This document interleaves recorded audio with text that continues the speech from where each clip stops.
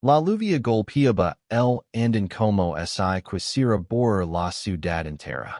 Diego, de 25 años, ese quedó inmóvil bajo el techo de la estación de Santa Justa, en Sevilla, viendo como las luces traseras del último tren se desvanecían en la noche.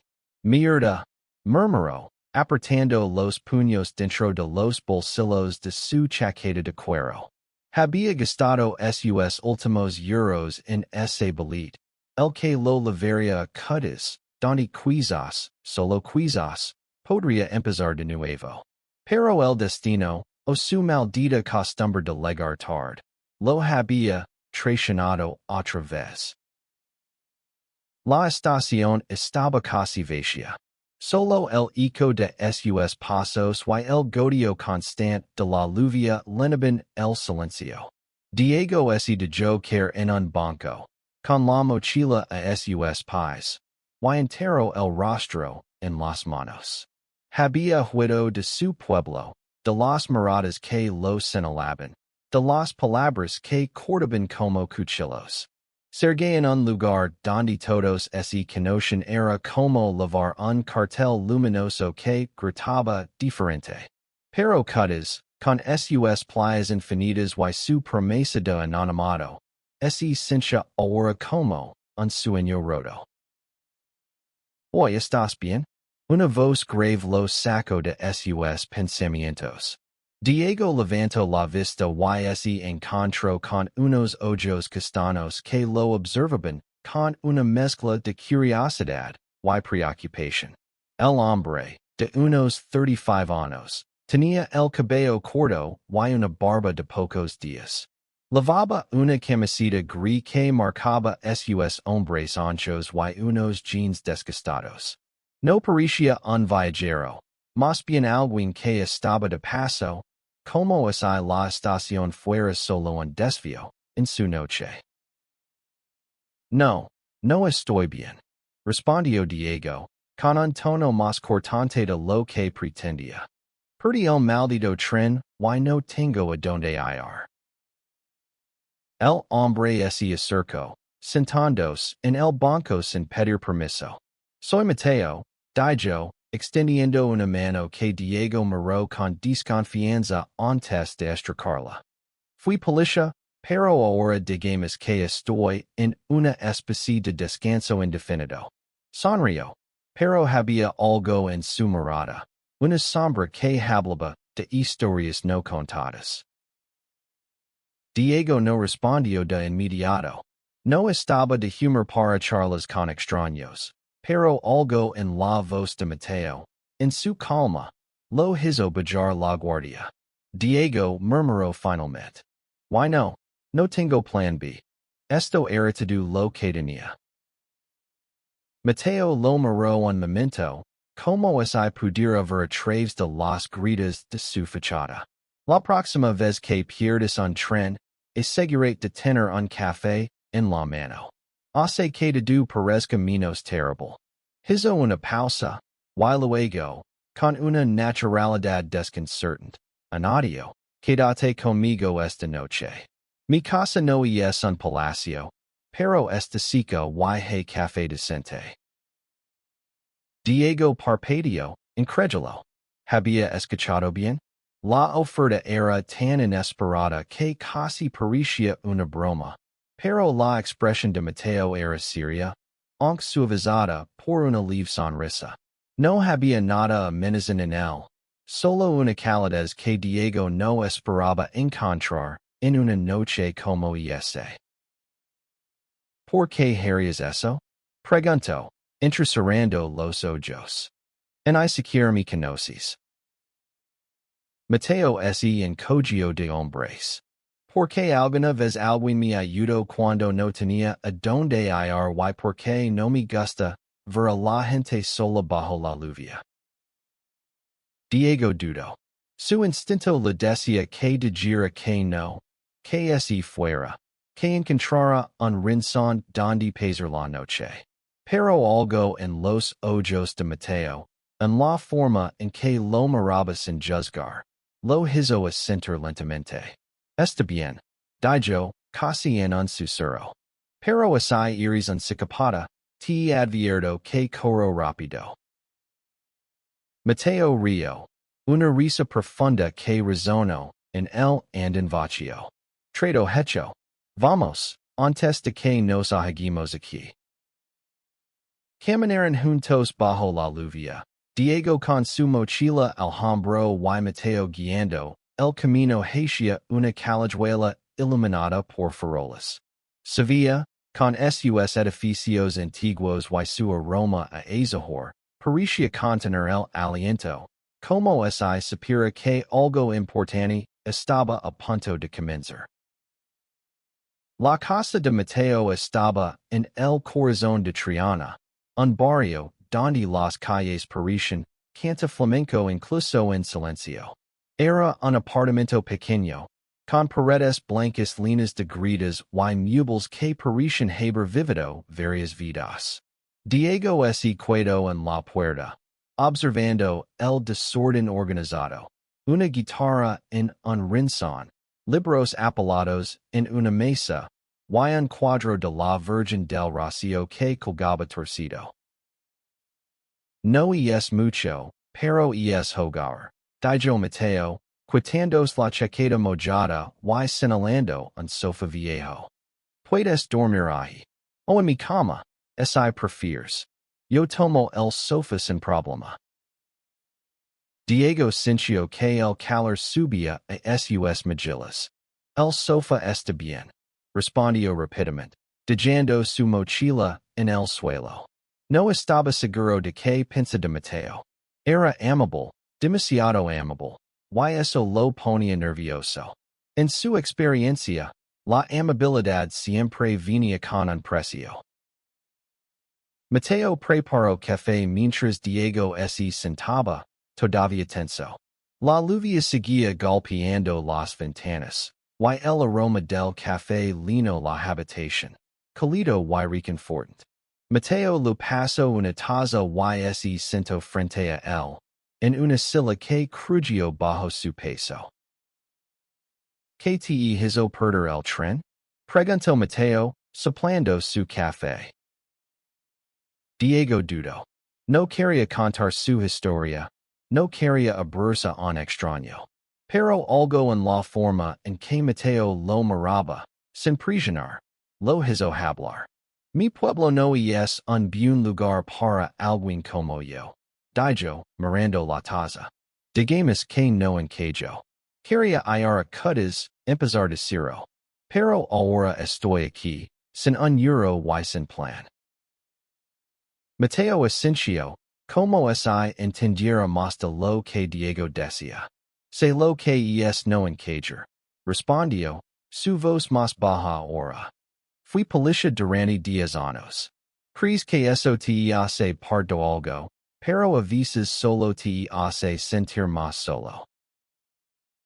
Diego lo miró, sorprendido. Había algo en las palabras de Mateo, una vulnerabilidad que no esperaba. ¿Por qué dejaste de ser policía? Preguntó, incapaz de contener su curiosidad. Mateo sonrió, pero esta vez la sonrisa no llegó a sus ojos. Y es una larga historia. Digamos que no me gustaba lo que veía en el espejo después de algunos turnos. Hizo una pausa, mirando por la ventana.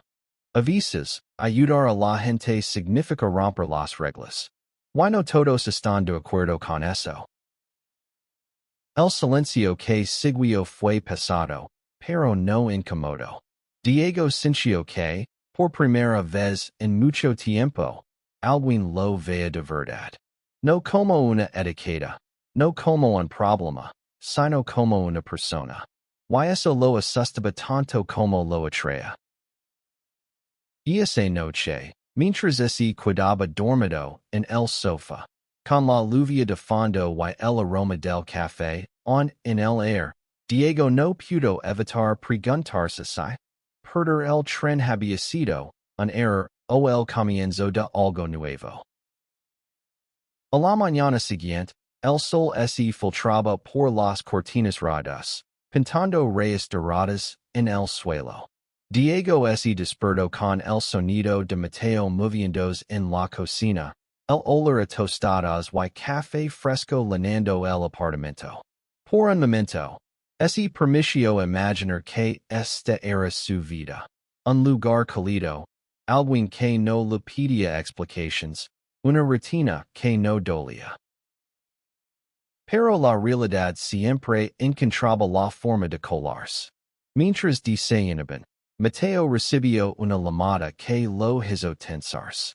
Habló en voz baja, pero Diego alcanzó a escuchar fragmentos.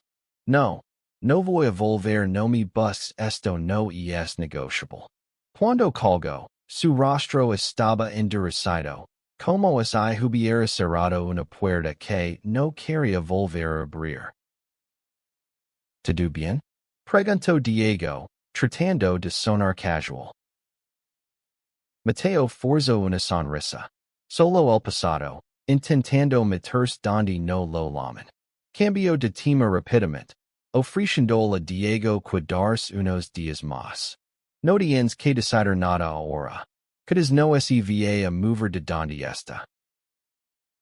Diego quiso protestar, pero la idea de quedarse, aunque fuera por un día más, era tentadora. No tenía nada que perder, y algo en Mateo lo hacía sentir seguro, un sentimiento que no había experimentado en mucho tiempo. Esa tarde, pasaron por Triana.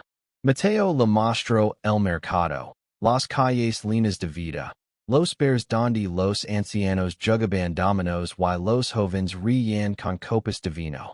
Diego, que siempre había sentido que debía esconderse, se sorprendió riendo, hablando, siendo el mismo. Pero también notó las miradas de Mateo, la forma en que sus ojos se detenían en él un segundo más de lo necesario, y eso lo ponía nervioso de una manera que no podía explicar. Sin embargo, la calma no duró. Esa noche, mientras regresaban al apartamento, un hombre los interceptó en una calle oscura. Era alto, con una cicatriz en la mejilla y una mirada que helaba la sangre. Mateo no puede seguir yendo. Dijo, su voz cargada de amenaza. ¿Sabes lo que hiciste? Diego sintió que el aire se volvía denso. Mateo se puso frente a él. Protector, su cuerpo tenso como un resort. Déjalo fuera de esto, Raúl. Respondió, su voz baja pero firme. Esto es entre tú y yo. El hombre, Raúl, soltó una risa fría. No tan rápido. Tu nuevo amigo París interesante. ¿Sabe quién eres realmente? Diego miró a Mateo, esperando una explicación, pero este solo apretó los labios. Vite, Raúl. Ahora. Raúl se alejó, pero sus palabras dejaron un eco que Diego no podía ignorar. ¿Quién era Mateo? ¿Y por qué alguien como él? Un ex policía con un pasado turbio. Se interesaba tanto en ayudarlo. Los días siguientes fueron una danza de cercanía y distancia. Diego se quedó en el apartamento de Mateo, ayudando con pequeñas tareas, como lavar platos o recoger la mesa, mientras intentaba descifrar al hombre que lo había acogido. Mateo era cálido, pero reservado. Hablaba de música, de libros, de la vida en Sevilla, pero nunca de sí mismo. Y cada vez que Diego intentaba preguntar por Raúl o por su pasado, Mateo cambiaba de tema con una facilidad que lo frustraba. Una noche, mientras compartían una botella de vino en el balcón, Diego no pudo contenerse más. ¿Quién eres, Mateo? Preguntó, su voz temblando de frustración. Me abres tu casa, me tratas como si te importara, pero no me cuentas nada. ¿Qué escondes? Mateo lo miró, y por un momento, Diego pensó que no respondería. Pero entonces, con un suspiro, habló. Fui policía, como te dije. pero hais cosas de las que no estoy orgulloso. Hizo una pausa, mirando el horizonte. Descubrí corrupción en mi unidad. Gente que debía proteger a otros, pero hacía lo contrario. Intent detenerlos, pero mi costo todo. Mi trabajo, mi reputación, mi paz. Diego sintió un nudo en el estómago. ¿Why rol? Rol era mi compañero, admitió Mateo. Pensé que era mi amigo, pero estaba metido en lo mismo. Cuando lo confront, las cosas se pusieron feas. Por eso dejé el cuerpo. Por eso vivo así, escondiéndome a plena vista. Diego no supo que decir. Quería odiar a Mateo por no ser el héroe que había imaginado, pero también veía el peso que lavaba, la culpa que lo consumía. Why, sobre todo, veía la forma en que Mateo lo miraba, como es él, Diego, fuera una razón para seguir adelante. Y esa noche, mientras el vino seguía fluyendo, Diego se acercó un poco más en el sofá. Sus manos se rozaron. Y ninguno de los dos se apartó. Fue un momento pequeño, pero cargado de electricidad. Como si el mundo entero se hubiera detenido para dejarlos existir. La relación entre Diego y Mateo se volvió más cercana, pero también más complicada. Diego sentía algo creciendo en su pecho, una mezcla de admiración, deseo y miedo. Nunca había estado con un hombre, no de verdad, no más allá de encuentros fugaces que terminaban en culpa y silencio. Pero con Mateo, todo era diferente. Cada mirada, cada roce, era una promesa de algo más. Algo que lo aterrorizaba y lo atraía, al mismo tiempo. Una tarde, mientras pasaban por el río Guadalquivir, Diego se detuvo y lo enfrentó.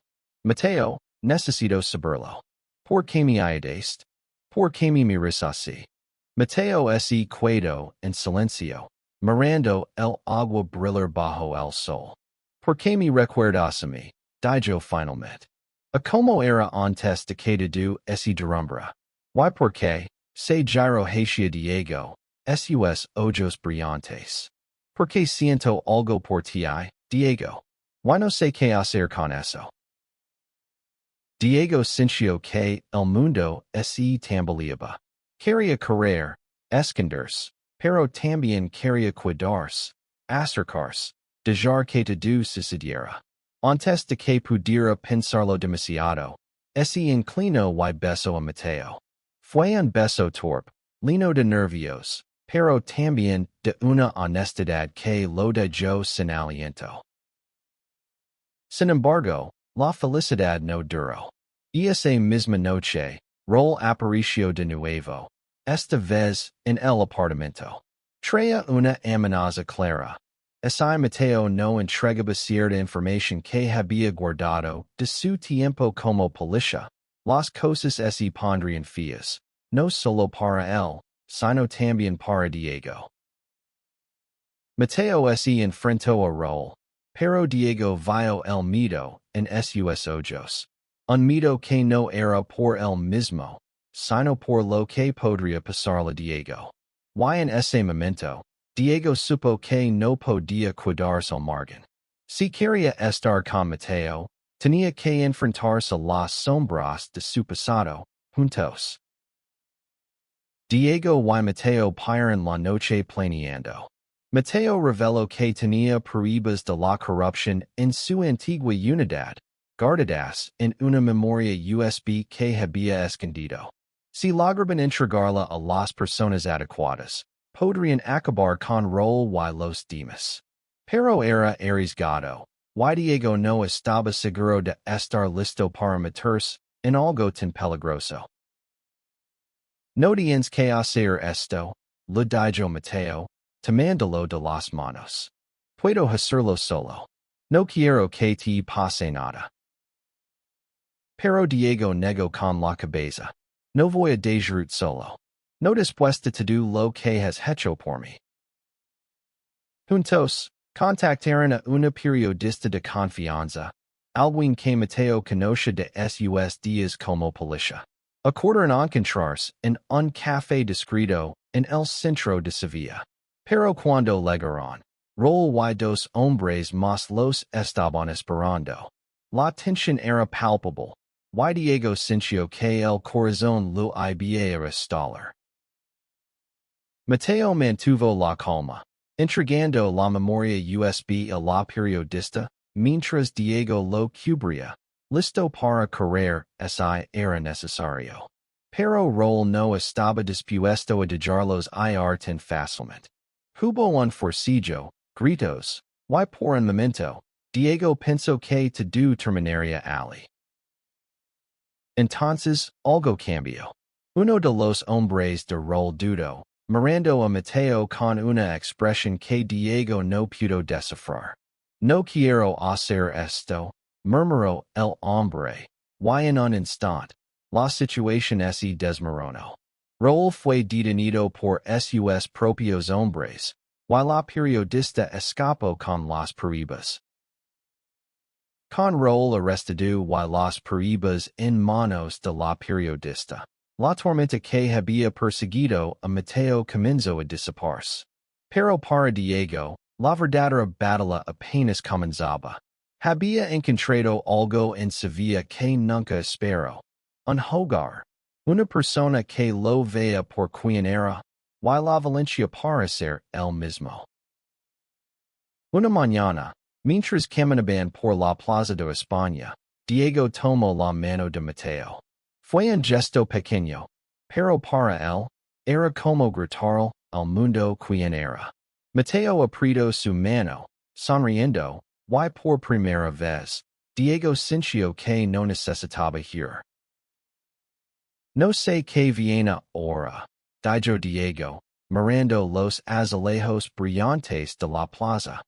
Pero quiero descubrirlo contigo. Mateo lo atrajo hacia sí, besándolo suavemente bajo el sol de Sevilla.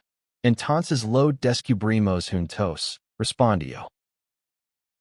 La vida no sería fácil. Habría miradas, murmullos, y días en los que el pasado volvería a doler.